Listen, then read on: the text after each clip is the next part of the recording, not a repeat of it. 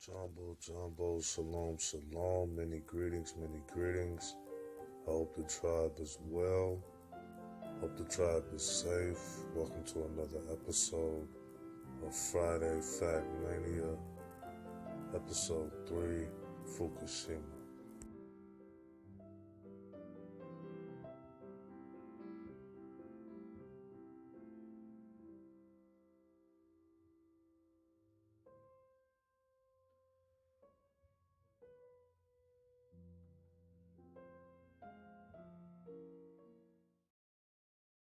Before I start, I want to give all praises to the Most High.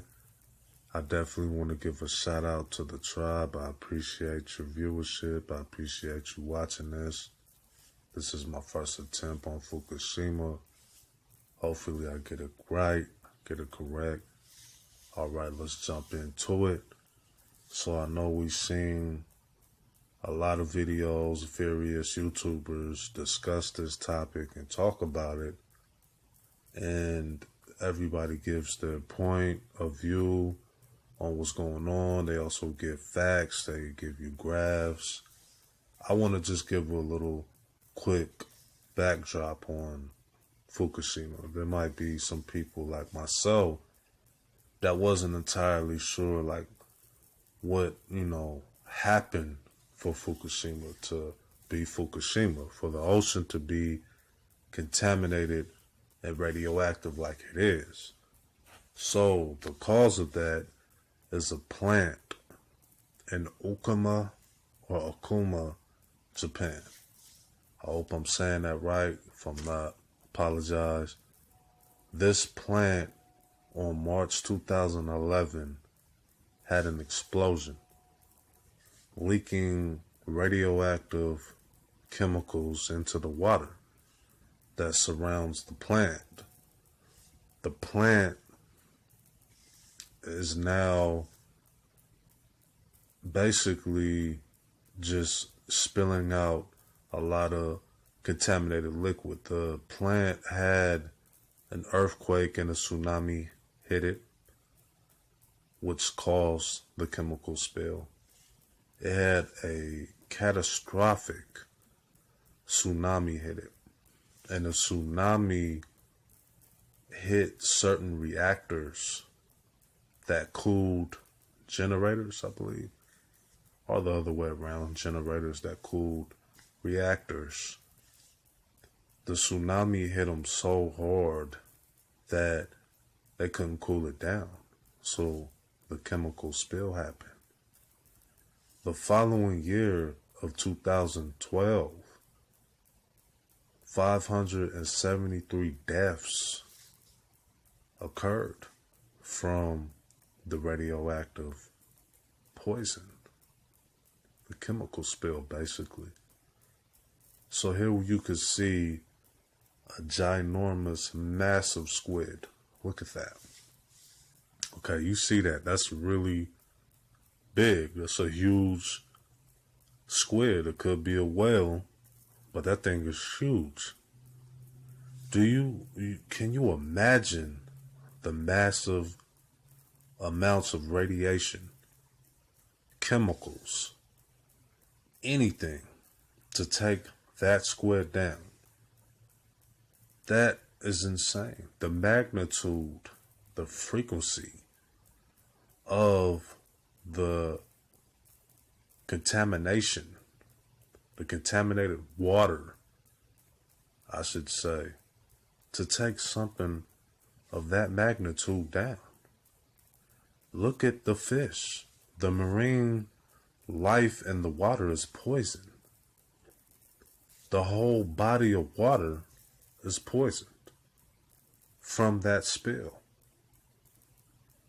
That spill is not only hurting the marine life, but it's hurting us. It's hurting us as humans. 36% of children in 2012 are having problems in their growth, thyroid glands from radioactive poison.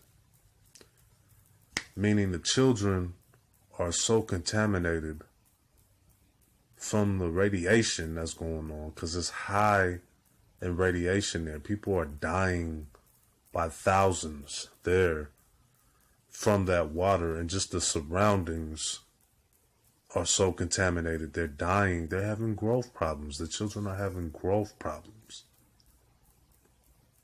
That is super sad, because we need the water. We need marine life.